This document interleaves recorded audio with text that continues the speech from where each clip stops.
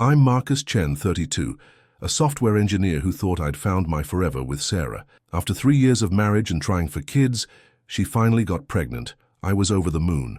But when our son was born with features that didn't match either of us, a DNA test shattered everything I believed about our life together. The baby wasn't mine.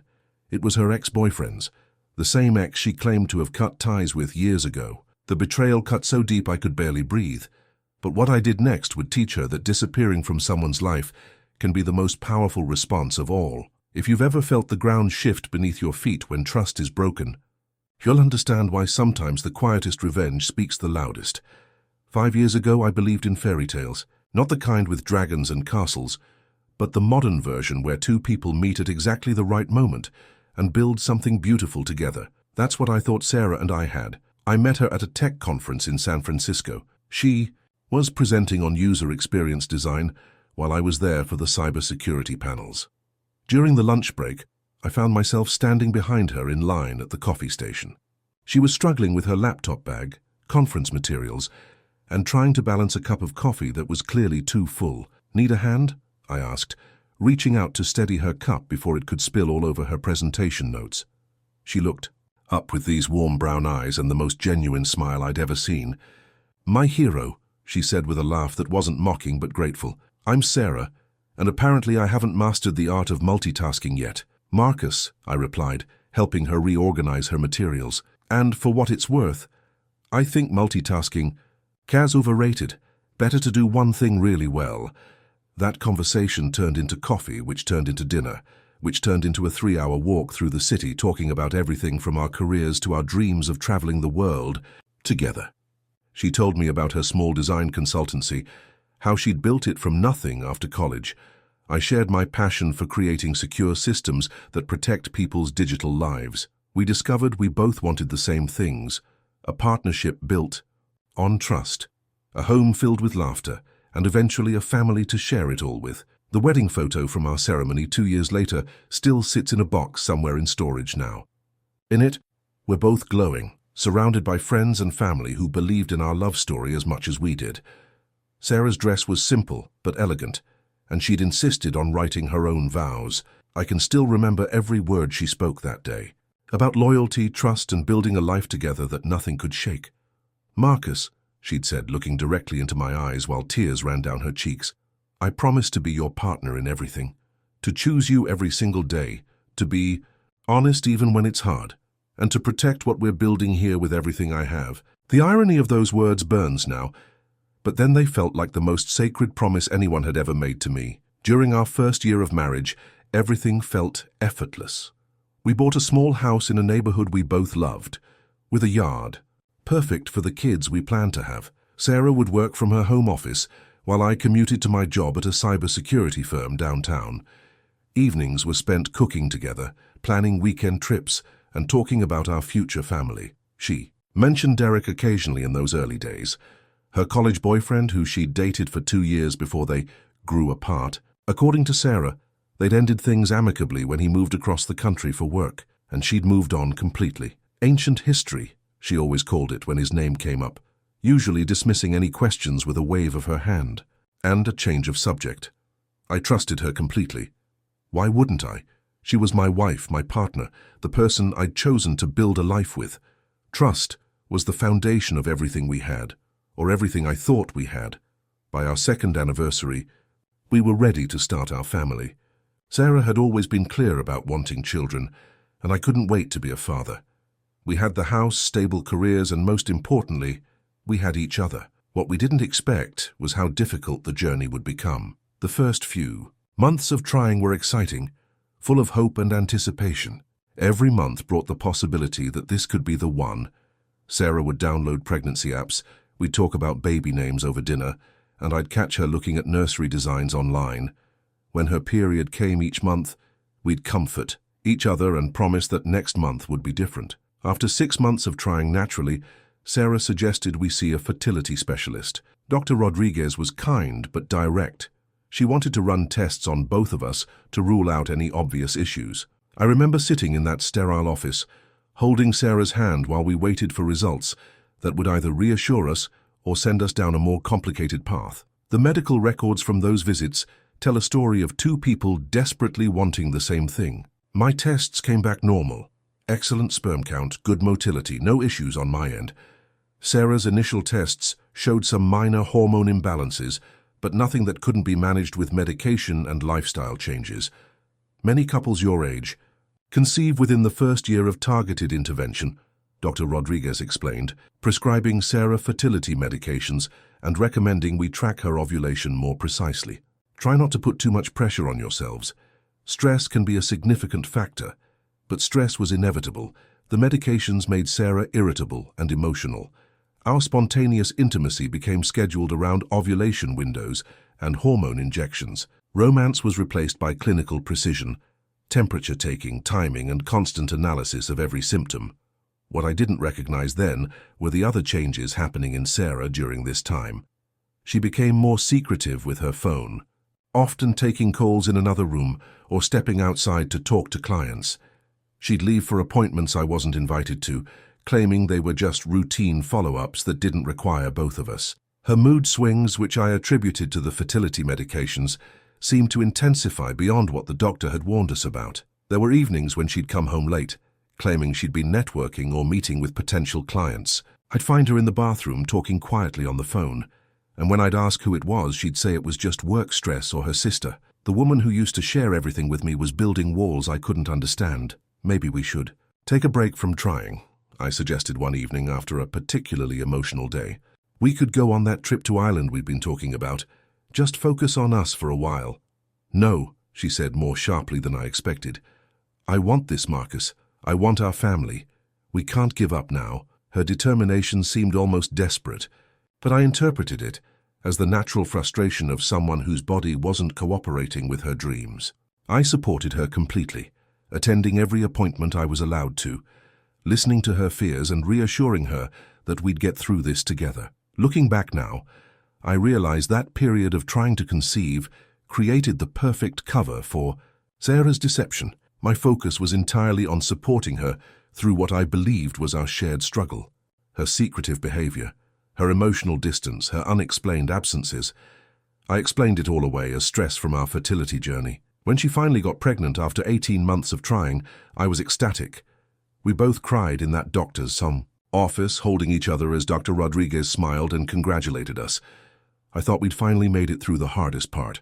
I had no idea the real challenges were just beginning. Sarah's pregnancy should have been the happiest time of our lives.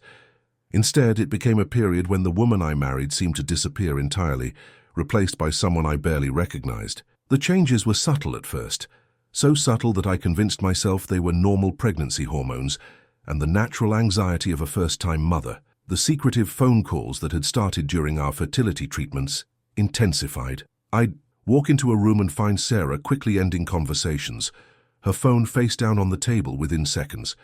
When I'd ask who called, she'd give vague answers. Just my mum, or work stuff, or nobody important. But her body language told a different story. The way she'd avoid eye contact, the nervous laugh, the quick subject changes. One evening around her second trimester, I came home early from work to surprise her with dinner from her favorite restaurant. I found her in our bedroom, speaking in hushed tones on her phone, pacing by the window. When she saw me, she immediately said, "I have to go," and hung up. "Who was that?" I asked, setting down the takeout bags. "Oh, just Sarah from work," she said, but her face flushed. "She's having some drama with her boyfriend." The irony of that lie burns now. Sarah talking to Sarah from work about boyfriend? Drama. If I hadn't been so trusting, so completely devoted to making her feel supported during pregnancy, I might have questioned why she needed to take that conversation behind closed doors. The text messages were another red flag I missed entirely. Sarah had always been casual with her phone around me.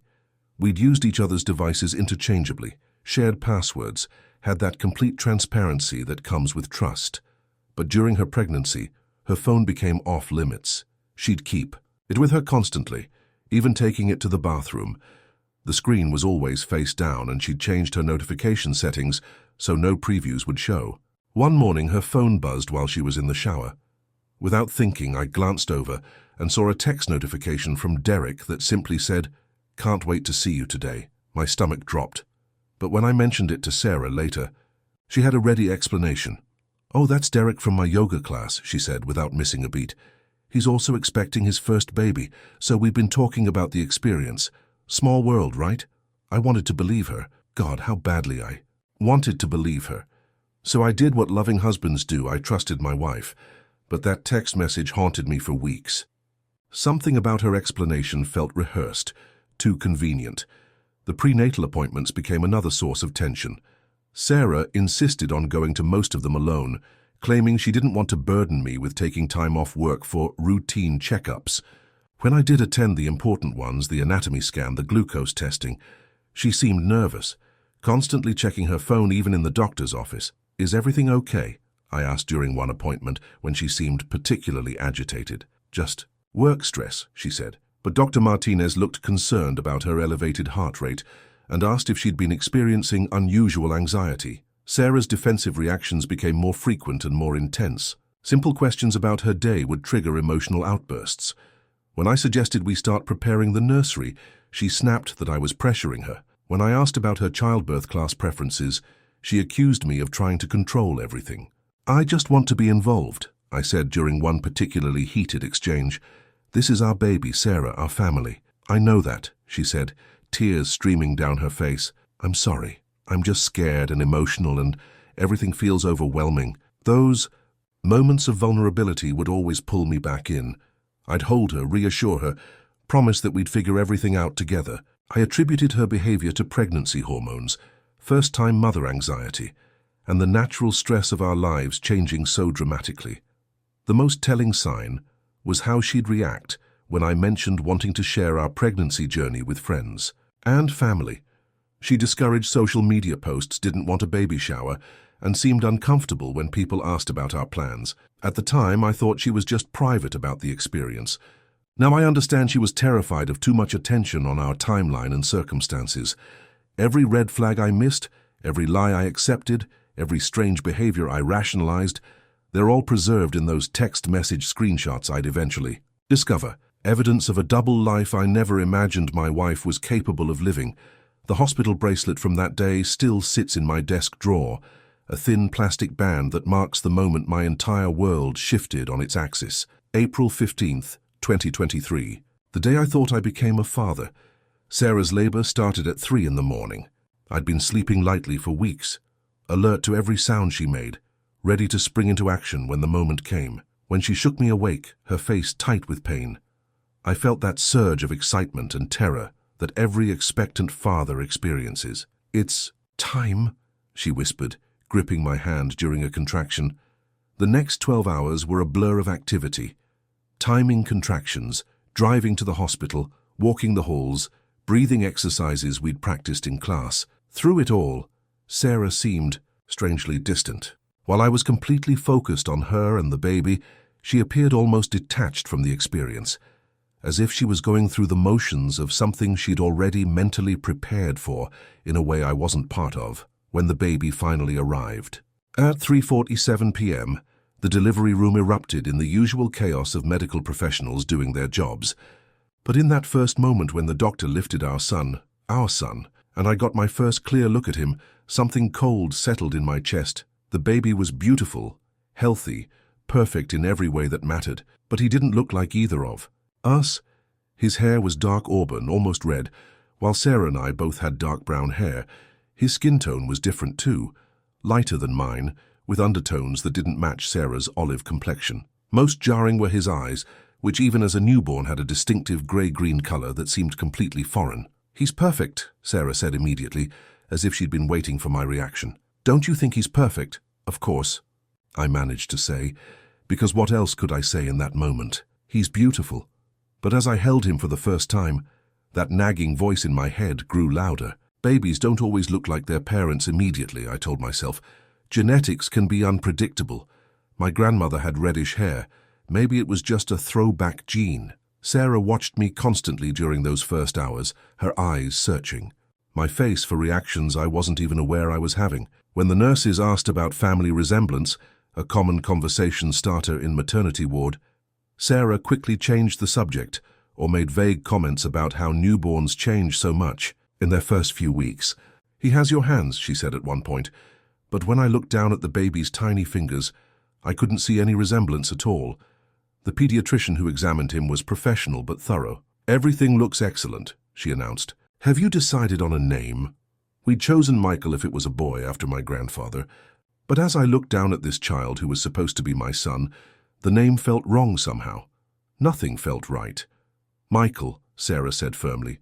"Michael Chen." That night, as Sarah slept, and I held the baby in the uncomfortable hospital chair, I tried to shake the doubts creeping into my mind. This was my family. This was the moment I'd been dreaming about for years. I should have been overwhelmed with joy and love, and that instant paternal connection everyone talks about. Instead, all I felt was a growing sense that something fundamental was wrong. The sleepless nights that followed Michael's birth weren't just from typical new parent exhaustion.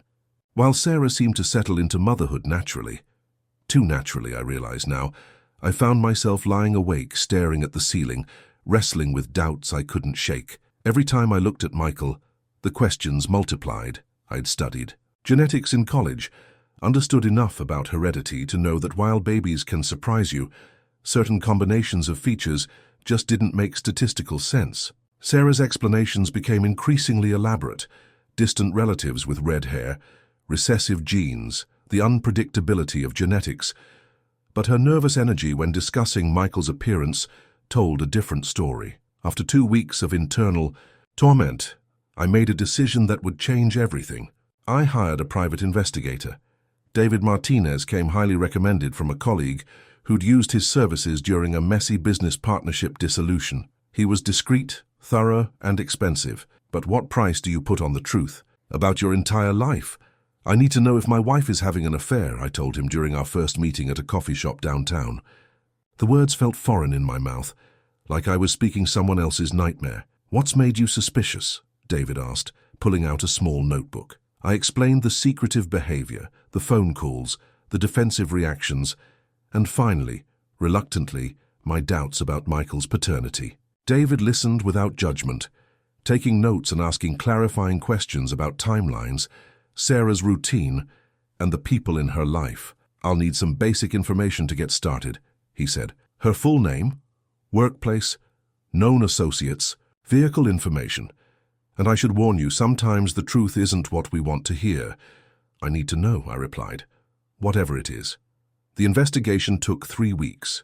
3 weeks during which I went through the motions of new fatherhood. While David systematically documented my wife's secret life, he was thorough and professional, providing regular updates that arrived via encrypted email to an account Sarah didn't know existed. The first report contained Sarah's work schedule and confirmed she was often not where she claimed to be. The EIDSWAP second revealed frequent visits to a residential address across town, an apartment complex I'd never heard her mention. The third report included photographs. Seeing the pictures for the first time felt like being punched in the chest. Sarah, visibly pregnant, walking into that apartment building holding hands with a man I recognized from old photos she'd shown me years ago. Derek Lawson, the ancient history ex-boyfriend who supposedly lived across the country. The final report was devastating in its completeness. David had documented their relationship timeline, cross-referencing Sarah's work meetings and doctor appointments with surveillance footage from Derek's apartment building. The pattern was clear and methodical. Sarah had been seeing Derek regularly throughout our entire marriage, with the frequency increasing dramatically during the period we were trying to conceive. The private investigator's report contained hotel receipts, restaurant charges on credit cards I didn't know existed, and a paper trail that painted a picture of an elaborate double life. Sarah hadn't just been unfaithful, she'd been calculating about it. She'd opened separate accounts, maintained a completely fabricated schedule, and created an entire parallel existence. Most damning was Derek's employment history. He hadn't moved across the country for work, as Sarah claimed. He'd been living 40 minutes away from us for the past 4 years, working for a marketing firm downtown. The business trip absences Sarah mentioned were fiction. The late work meetings were visits to his apartment. The stress about our fertility journey was guilt about the pregnancy she knew might not be mine. Reading through David's methodical documentation, I felt something inside me break and rebuild simultaneously. The man who had trusted completely, who had explained away every red flag, who had believed every lie, That version of myself crumbled. In his place emerged someone colder, more calculating, and absolutely clear about what needed to happen next. The evidence was overwhelming and undeniable. Sarah had been living a double life for years, funding it with our money, and now carrying another man's child while letting me believe it was mine.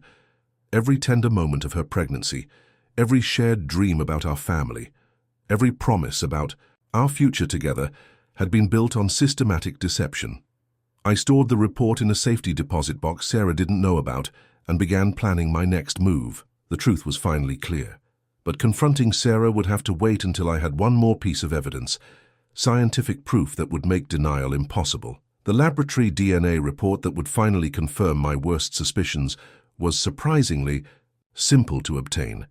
A quick internet search revealed several companies offering discrete paternity testing with results in 5 business days. All I needed were DNA samples from Michael and myself. The ethical weight of testing my own child, if he was my child, kept me awake for another week. Part of me wanted to confront Sarah with the private investigator's evidence and demand the truth, but I'd learned enough about her capacity for deception to know she'd find a way to explain it all away, to make me doubt what I'd seen with my own eyes. I needed scientific certainty. On a Tuesday morning, while Sarah was at what she claimed was a postpartum checkup, I collected the samples. A few cotton swabs against the inside of Michael's cheek while he slept, then my own saliva sample. The baby stirred slightly but didn't wake up.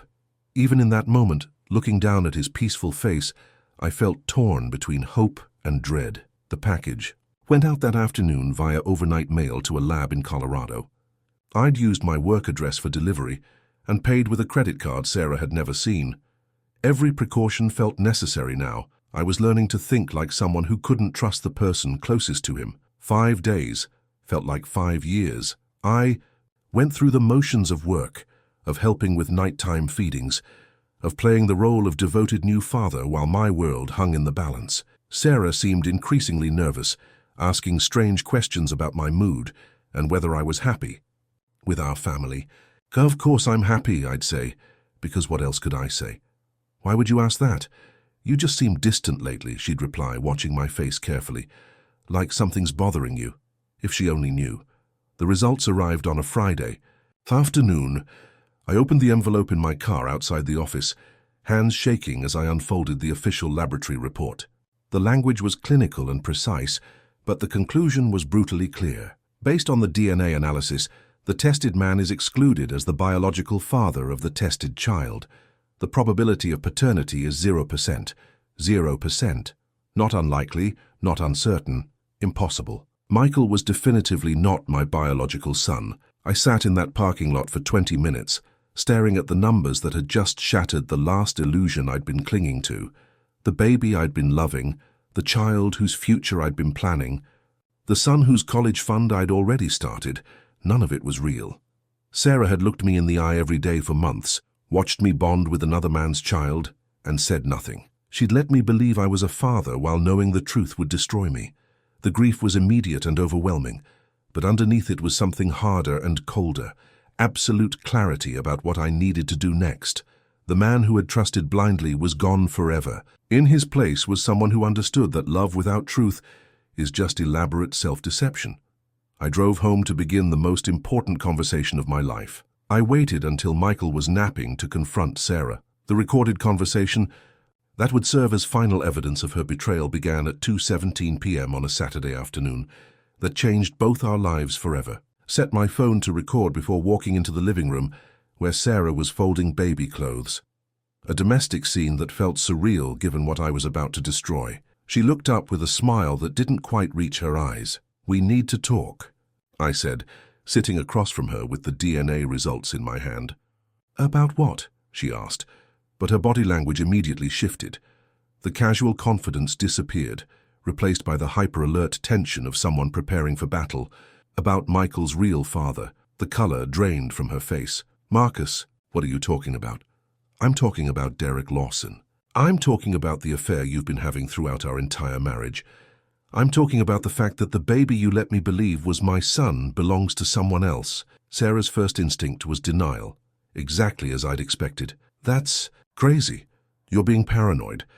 The stress of new parenthood is making you imagine things that aren't there. Really. I pulled out my phone and showed her one of the photographs from the private investigator's report. Her, visibly pregnant, holding Derek's hand outside his apartment building. Are you going to tell me this is my imagination too? Her expression crumbled, but she rallied quickly. It's not what it looks like. Derek and I are just friends. He was helping me through a difficult time in the pregnancy. Friends don't hold hands like that, Sarah. Friends don't visit each other's apartments 3 times a week for months. Friends don't...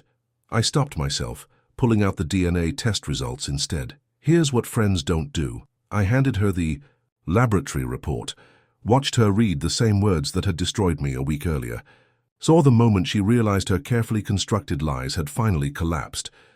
0% probability of paternity, I said quietly. Michael isn't my son. The silence stretched between us like a chasm. Sarah stared at the paper, tears streaming down her face, but still said nothing. Even caught with undeniable proof, she couldn't bring herself to tell the truth. Say it, I demanded. I need to hear you say it. Marcus, please, say it, Sarah. Tell me the truth for once in our marriage. She broke then, the words tumbling out between sobs. Yes, okay. Yes, I've been seeing Derek. Yes, Michael might be his, but I never meant for this to happen. I love you, Marcus. I love our family. Our family. The words came out harsher than I intended. This was never our family, Sarah. This was your elaborate lie, and I was just the fool paying for it. She tried to explain. The affair had started before we began. Trying to conceive. She'd been confused about her feelings. She'd hoped the baby was mine. She'd planned to end things with Derek once we were settled as a family. Every explanation was another layer of calculated deception. How long, I asked. How long what? How long have you been planning to let me raise another man's child while lying to my face every single day? It wasn't supposed to happen this way, she whispered, but it had happened exactly this way. And now we both had to live with the consequences of her choices. The emotional betrayal was devastating enough, but what I discovered about our finances over the next few days revealed a level of calculation that made Sarah's affair seem almost simple by comparison. The bank statements I'd never paid close attention to told a story of systematic financial exploitation that had been happening right under my nose. I spent the weekend after our confrontation going through every financial record we had. Credit card statements, bank accounts, investment portfolios, even the household budget spreadsheet Sarah maintained. What I found was a masterclass in financial deception that had been funding her double life for years. The most obvious discrepancy was in our joint checking account. Regular withdrawals of $300 to $500 appeared monthly, categorized under Sarah's vague expense descriptions. Client dinner, networking event, design conference. I'd never questioned these because Sarah's freelance work legitimately required business expenses. Now I realized these weren't business costs. They were dates with Derek, but the cash withdrawals were just the beginning. Sarah had been more sophisticated than I'd given her credit for. She'd opened a separate credit card using our joint income qualification, one that received statements at a P.O. box I'd never heard of. The account showed charges at restaurants I'd never been to, hotels during times she claimed to be visiting her sister, and regular payments to what appeared to be a second apartment. The investment account revelations were even worse. We'd been saving aggressively for our future family. College funds, a larger house, retirement security. Over the past 18 months, Sarah had been making incremental withdrawals from these accounts, small enough to avoid triggering automatic notifications. To me, but substantial enough to fund her secret life. When I added up the total, the number made me sick. Nearly $23,000 of our shared money had been diverted to support her affair. Money I'd earned working overtime, money we'd saved by skipping vacations and eating dinner at home, money earmarked for our child's future. All of it had been funding Derek's relationship with my wife. The house purchase documentation was perhaps the most revealing piece of evidence. 3 months ago, Sarah had suggested we start looking for a larger home now that we were expecting. She'd been researching neighborhoods, visiting open houses, and talking enthusiastically about having more space for our growing family. I'd been thrilled by her initiative and planning. The real estate searches on her computer told a different story. The houses she'd been looking at weren't suitable for our budget or our current family size. They were expensive properties in neighborhoods. That would require both our incomes plus additional financing. But when I cross-referenced the addresses with Derek's work location a pattern emerged. Every house she'd bookmarked was within a 15-minute commute from his office. Sarah hadn't been planning our future family home. She'd been planning a home for herself, Derek, and Michael, a new life that would require my financial contribution, but not my presence. The mortgage pre-approval application I found in her email drafts included both our incomes and assets, but only her name and Derek's as the intended occupants. The most damning evidence was a series of emails between Sarah and Derek discussing their transition timeline. Derek was planning to leave his current job for a better position in our city. Sarah was calculating how to extract maximum financial value from our divorce while maintaining custody of Michael. They'd even discussed whether I might voluntarily continue supporting the child I believed was mine, viewing my ignorance as a potential ongoing income source. Reading through their casual discussion of manipulating me financially was almost worse than discovering the affair itself. In Derek's words, I was the backup plan that became the primary funding source. Sarah had responded with laughing emojis. Every statement, every receipt, every financial record painted the same picture. I hadn't just been betrayed by my wife. I'd been systematically exploited as an unwitting investor in someone else's relationship. My trust, my love, and my money had all been tools in an elaborate scheme that was supposed to end with me supporting a family that was never actually mine. The paper trail was so comprehensive that I almost admired Sarah's organizational skills. Almost. Instead, I used her own meticulous record-keeping to begin planning my own strategic response. The resignation letter I submitted to my manager 3 weeks after discovering the truth was professional, courteous, and gave no hint of the personal catastrophe driving my decision. Pursuing new opportunities was the phrase I used, which was technically accurate. The opportunity to rebuild my life from scratch, far away from the wreckage of everything I'd believed in. Planning my complete disappearance from Sarah's life required the same methodical approach I brought to cybersecurity work. Every detail had to be considered, every loose end tied up, every potential vulnerability addressed. The difference was that instead of protecting a network from attack, I was protecting myself from further exploitation. First, I consulted with divorce attorney Jennifer Walsh, recommended by a colleague who'd gone through his own messy separation.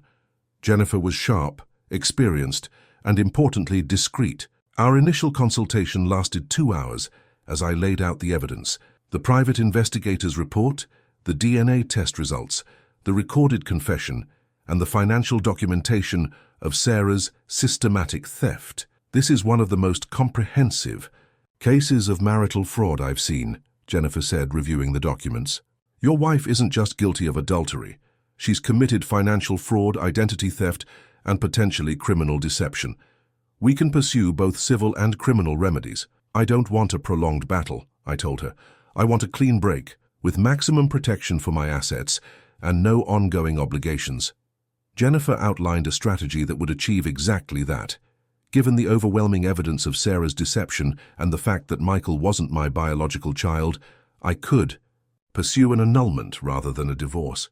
The fraud invalidated our marriage contract entirely, which would simplify asset division and eliminate any potential alimony or child support obligations. The key is serving her with papers when you're already gone, Jennifer explained. If you disappear first and she can't contest immediately, we can proceed with default judgments that heavily favor your position. My career transition was already in motion.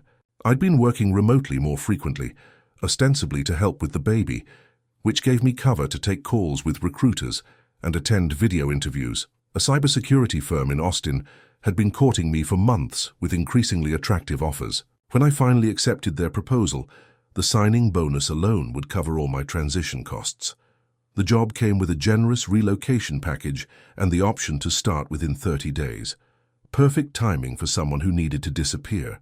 Quickly and completely. I negotiated to begin on a Monday, giving myself a weekend to execute my exit strategy.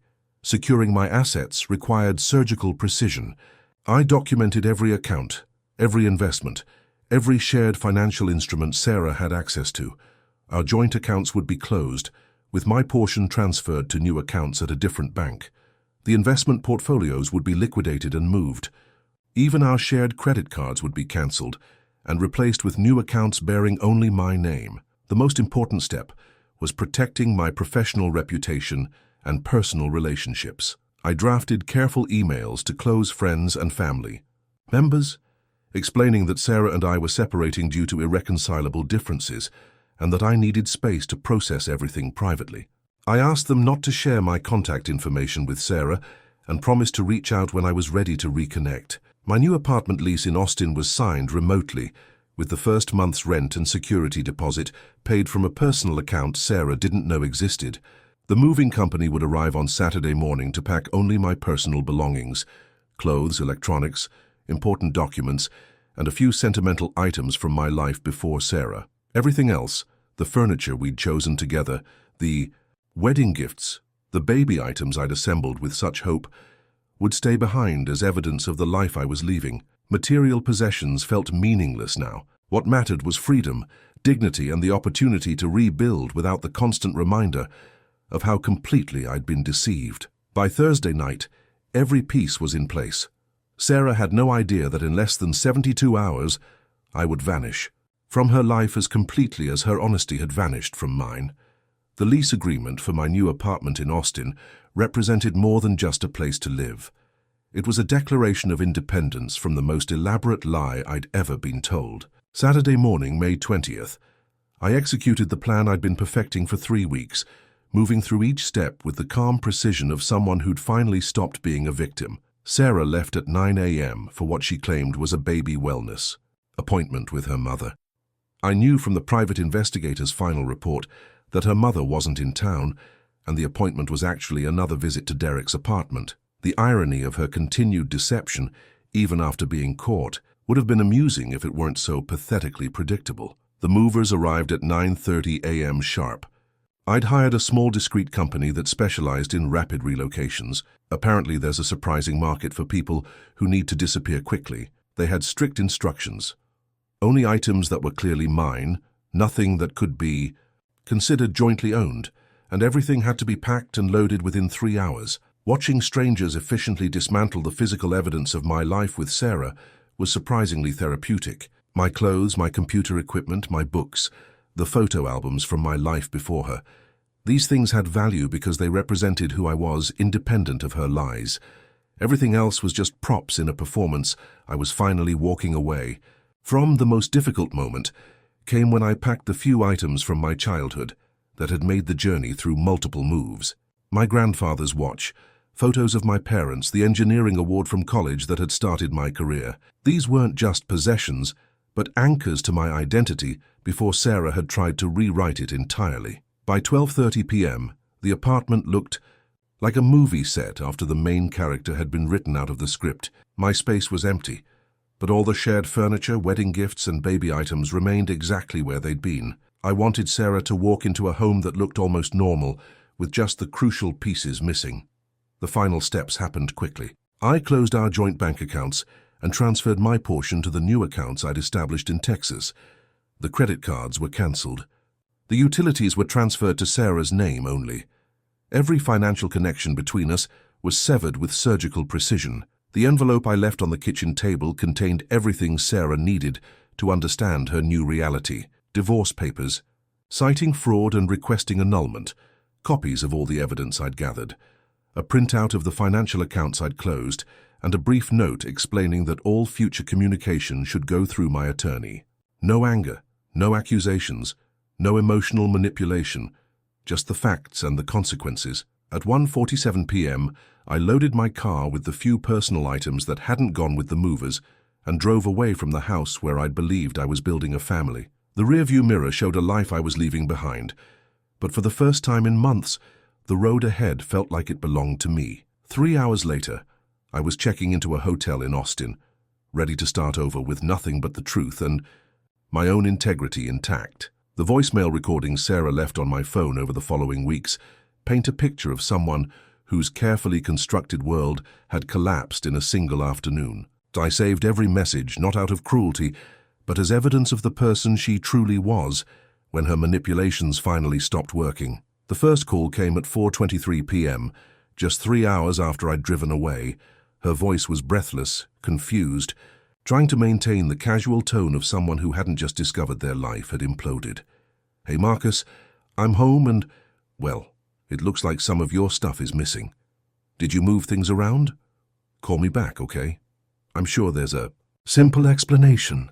By 6:15 p.m., the tone had shifted completely. Marcus, what the hell is going on? Your clothes are gone, your computer, everything. The bank called about our checking account being closed. I found the papers on the table. You can't just disappear. Like this, we need to talk, call me back now. The progression through the stages of grief was textbook. Denial gave way to anger, then bargaining, then desperate pleading. Each message revealed a little more of the panic she was trying to hide. The growing realization that the man she'd been systematically deceiving and exploiting had finally seen through her act. The baby needs his father, Marcus. Michael needs you. I know I made mistakes, but we can work through this. Don't punish an innocent child for my problems. Please, just come home so we can figure this out together. The manipulation was breathtaking. In its shamelessness, even caught in her lies, even faced with DNA evidence that Michael wasn't mine, she was still trying to use the child as leverage to bring me back. The baby she'd conceived with another man while married to me was now supposedly my responsibility because... what? Because I'd been fooled into loving him. Her friend Jennifer started calling too, relaying Sarah's increasingly frantic messages. My mother received calls asking if she'd heard from me. Sarah even contacted my workplace, claiming there was a family emergency and she needed to reach me urgently. Each attempt to track me down only reinforced how right I'd been to disappear. Completely. The most revealing message came on day 12 that, Marcus, I'm scared. The lawyer says because of the paternity thing and the financial stuff, I might lose everything. Derek isn't ready for this responsibility. He thought you'd keep supporting Michael even after. I need you to come back. I'll do anything. We can. Make this work somehow, I promise. There it was. The truth she'd never intended to tell. Derek had been happy to play house with another man's wife and child, but when faced with actual responsibility, he'd already started backing away. I'd been plan A, plan B, and the safety net all along, but I was done being anyone's backup plan. The phone stayed silent after that. The divorce decree that arrived in my Austin mailbox 6 months later was a document I'd never expected to need, but it represented the legal validation of everything I'd discovered about my marriage. Sarah's signature on the papers was shaky, defeated, a far cry from the confident script that had signed our wedding certificate 3 years earlier. My attorney, Jennifer Walsh, had been ruthlessly efficient in my absence. Without me present to engage in the emotional manipulation Sarah excelled at, the legal proceedings had moved forward based purely on evidence, and the evidence was overwhelming. The court's findings were damning and comprehensive. Judge Patricia Morrison had reviewed the private investigator's report, the DNA test results, the recorded confession, and the financial documentation showing systematic marital fraud. Her written judgment read like a criminal indictment disguised as a civil ruling. The respondent engaged in a pattern of deliberate deception that undermines the fundamental basis of the marriage contract, the decree stated. The evidence establishes not only adultery, but financial fraud, identity theft, and intentional misrepresentation regarding the paternity of a child born during the marriage. Because Sarah couldn't contest the overwhelming evidence in my absence, the court had granted everything my attorney requested. The marriage was annulled rather than divorced, which meant it was legally declared to have never been valid in the first place. Sarah's fraud had voided our entire relationship in the eyes of the law. The financial settlement was particularly satisfying. Not only did I retain all assets I'd brought into the marriage, but the court ordered Sarah to repay the $23,000 she'd stolen from our joint accounts to fund her affair. With interest and penalties, the total judgment against her was nearly $30,000, money she didn't have and couldn't pay. Most importantly, the court declared that I had no parental rights or responsibilities regarding Michael. The DNA evidence and Sarah's confession had established that I wasn't the biological father, and the fraud surrounding his conception meant I couldn't be held responsible for support. Derek Lawson was listed as the presumed biological father, making him legally and financially responsible for the child.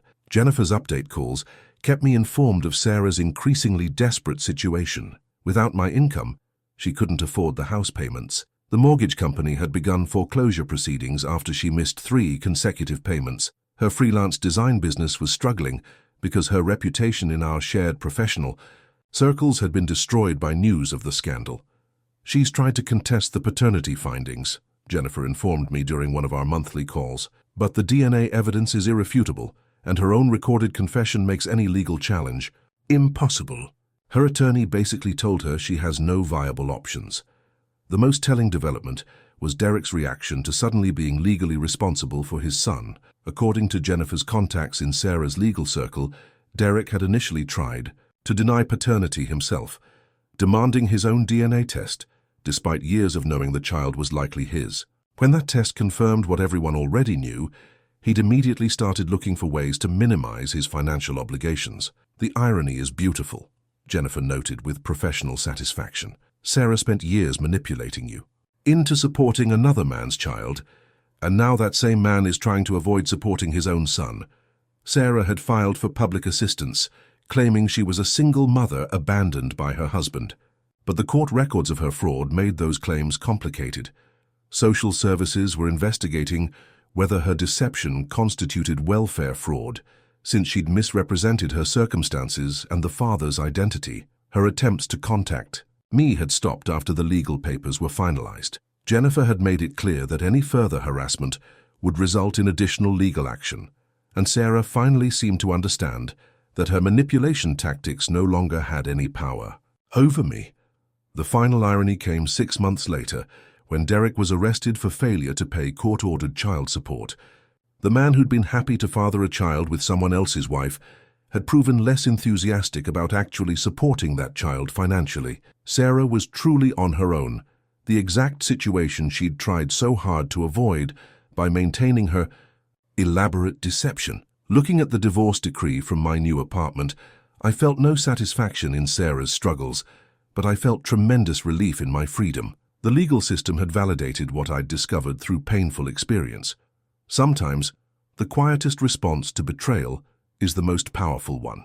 The job offer letter from Cybertech Solutions that had facilitated my escape to Austin became a symbol of more than just career advancement.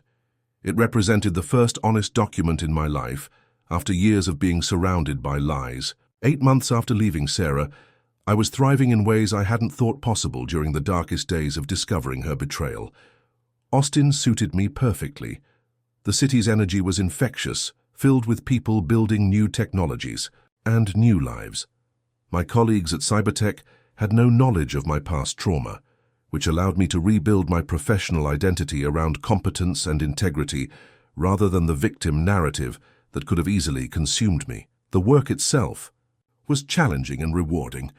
As senior security architect, I was designing protection systems for financial institutions.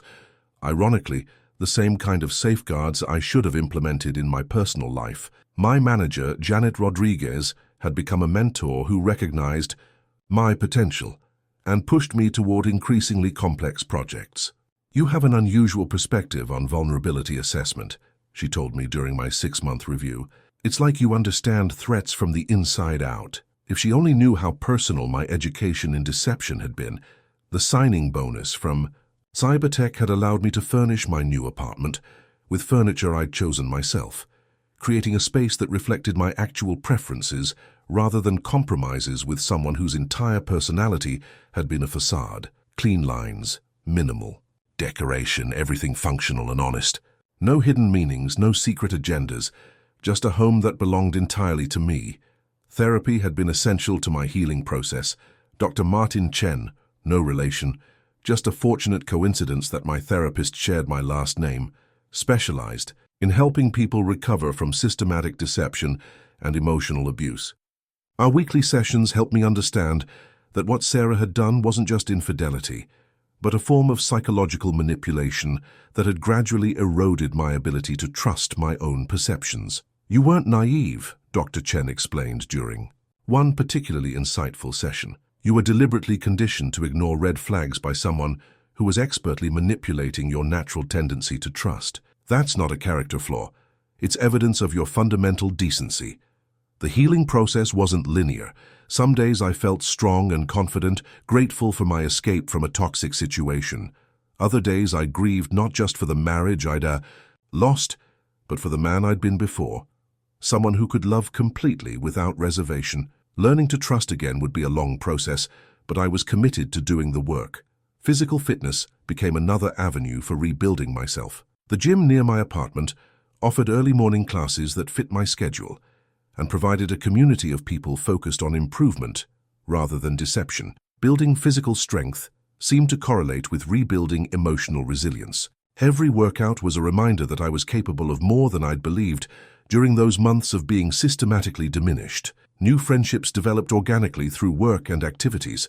My colleague Jake invited me to join his weekend hiking group, which led to exploring the beautiful Texas hill country and meeting people who knew nothing about my past. These relationships were refreshingly simple, based on shared interests and mutual respect, rather than elaborate deceptions. Dating wasn't even on my radar yet. Dr. Chen and I had discussed the importance of rebuilding my relationship with myself before attempting to trust someone else with my heart. But I was beginning to feel optimistic about the possibility of future love, real love, built on honesty and mutual respect, rather than manipulation and lies. Financial independence felt incredible after years of unknowingly funding someone else's deception. My salary at Cybertech was 20% higher than my previous job, and without Sarah's secret expenses draining our accounts, I was saving more money than ever before. The emergency fund I was building represented security in a way I'd never experienced. Security based on my own decisions, rather than someone else's hidden agenda.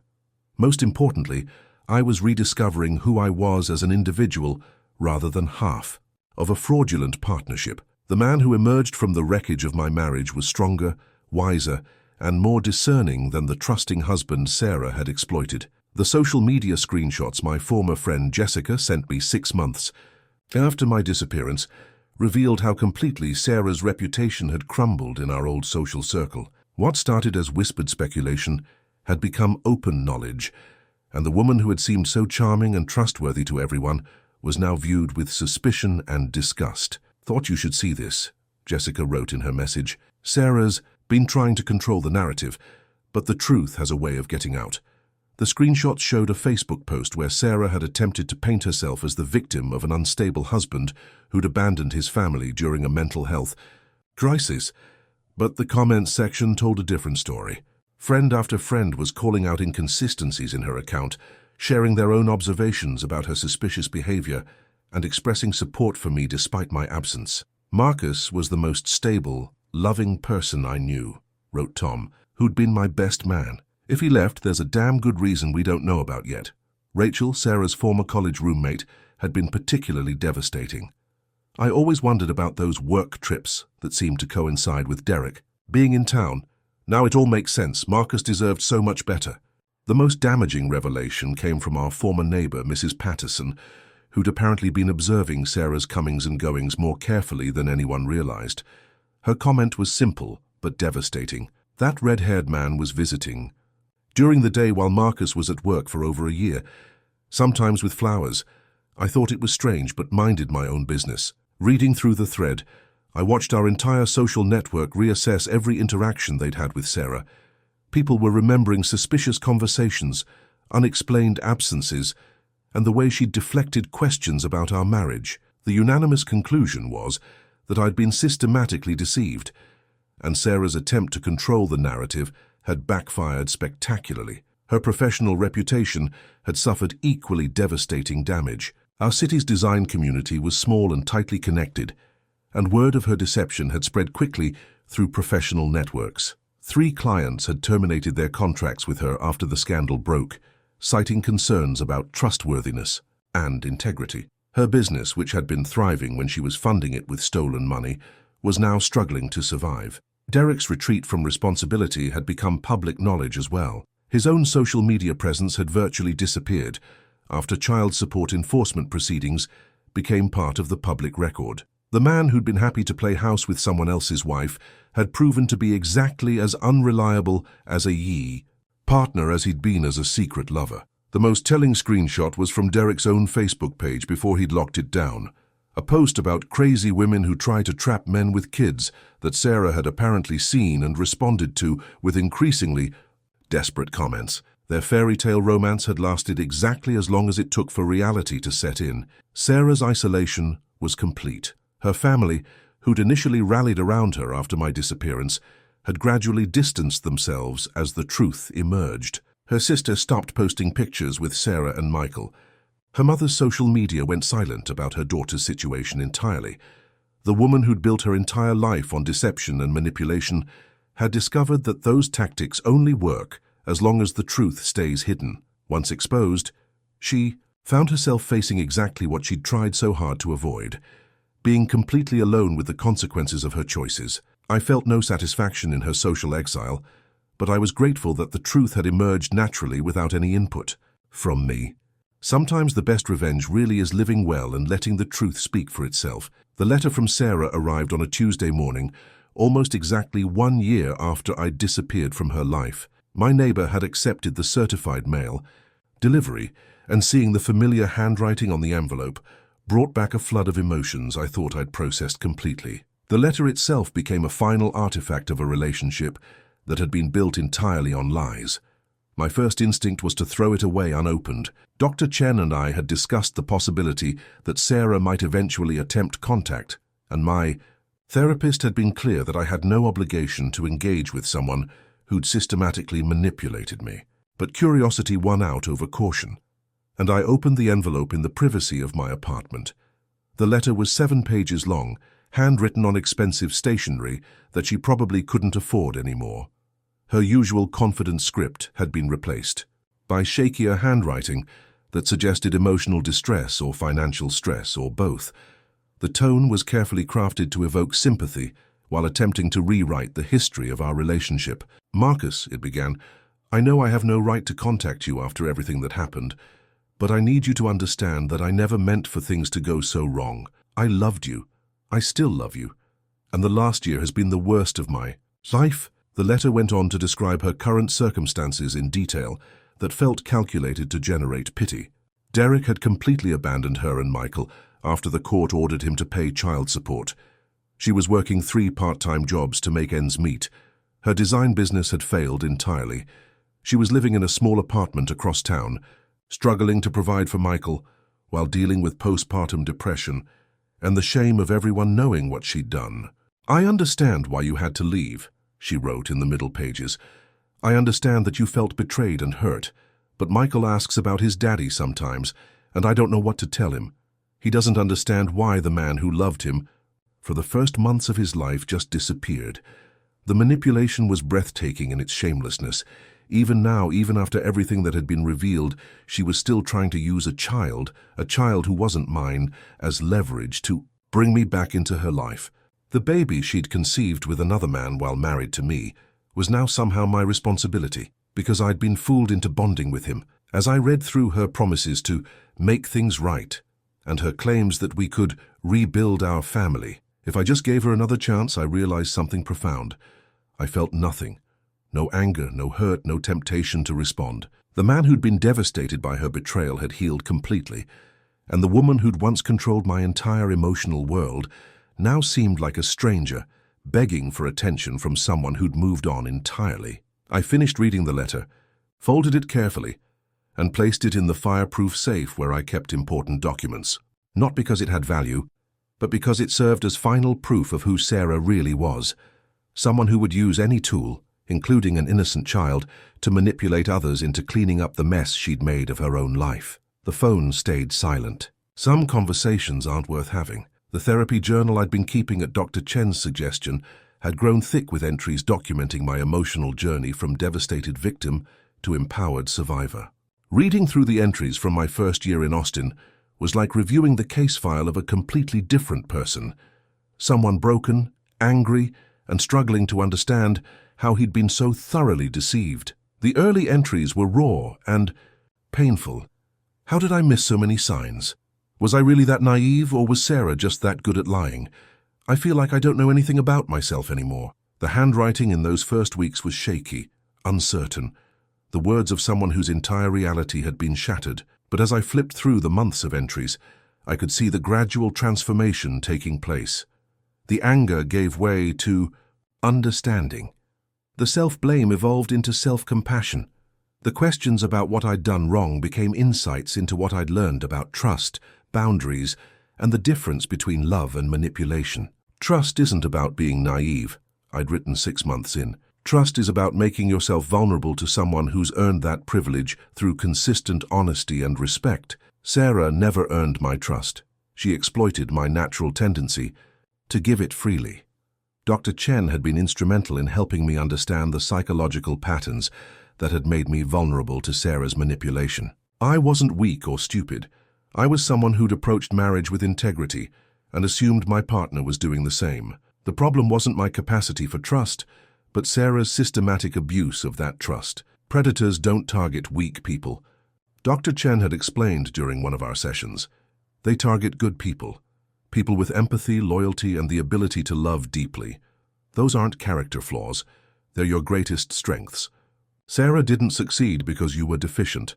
She succeeded because she was skilled at exploiting decency. The journal entries from my first tentative steps back into dating were particularly revealing. I'd been terrified of being deceived.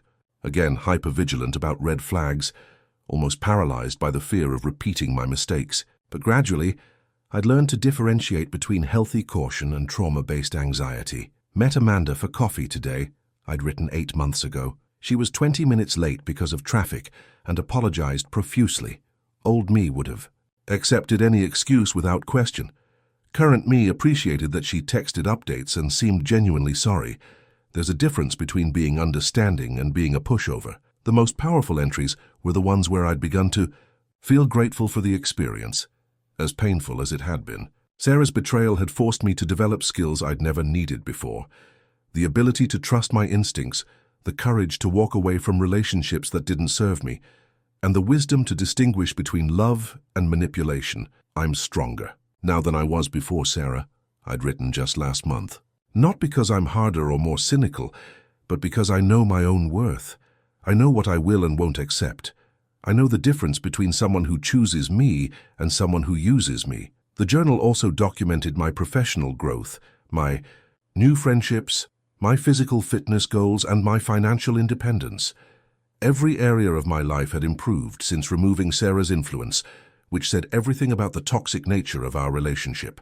Looking back through nearly 2 years of entries, I could see the clear progression from victim to survivor to someone who'd thrived beyond their trauma. The man who'd written those first desperate entries wouldn't recognize the confident, discerning person I'd become. The journal had served its purpose, documenting a transformation that proved sometimes the worst thing that happens to you can become the catalyst for the best version of yourself. The photo from my relationship with Emma that sits on my desk at Cybertech represents everything I never thought I'd have again. Genuine love built on honesty, trust earned through consistency, and a partnership where both people choose each other every single day, without hidden agendas or ulterior motives. 18 months after leaving Sarah, I'm living a life I couldn't have imagined during those dark days of discovering her betrayal. Emma and I met at a cybersecurity conference in Denver, where she was presenting research on financial fraud prevention. Ironic, considering my personal experience with exactly that type of deception. Our relationship developed slowly, built on transparency that would have terrified the man I used to be but feels natural now. I appreciate that you ask direct questions, Emma told me early in our relationship. So many people dance around what they really want to know. That's what healing looks like. The ability to be direct about your needs, honest about your concerns, and clear about your boundaries without apology or explanation. My career has flourished beyond anything I achieved while married to Sarah. Last month, I was promoted to Chief Security Officer, leading a team of 12 engineers in protecting financial institutions from the exact kind of systematic fraud I experienced personally. The work feels meaningful in a way it never did when I was unknowingly funding someone else's deception. Sarah's current situation, according to the occasional updates that filter through mutual acquaintances, continues to reflect the natural consequences of her choices. She's moved back in with her parents, still struggling financially, still dealing with Derek's complete abandonment of responsibility for Michael. Her attempts to rebuild her professional reputation have failed because trust, once broken so thoroughly, is nearly impossible to restore. I feel no satisfaction in her struggles, but I feel tremendous peace in my freedom from them. The man who once would have felt guilty about her situation, who might have considered helping despite everything she'd done, has been replaced by someone who understands that compassion doesn't require self-sacrifice. The most important lesson I've learned is that disappearing from someone's life, when that person has systematically betrayed your trust, isn't cruel. It's self-preservation. Sometimes the kindest thing you can do for yourself is to refuse to be someone's safety net after they've spent years pushing you off the cliff. Emma understands my story without judgment, supports my boundaries without question, and chooses me daily without requiring me to guess her intentions or decode her behavior. This is what real love looks like. Simple, honest, and free from the exhausting work of trying to solve someone else's deceptions. If you're reading this and recognizing your own story and mine, know this: you deserve honesty, respect, and love. That doesn't require you to ignore your instincts or explain away red flags. Sometimes the quietest revenge truly is living well, far away from people who mistake your kindness for weakness. Trust yourself. You're stronger than you know.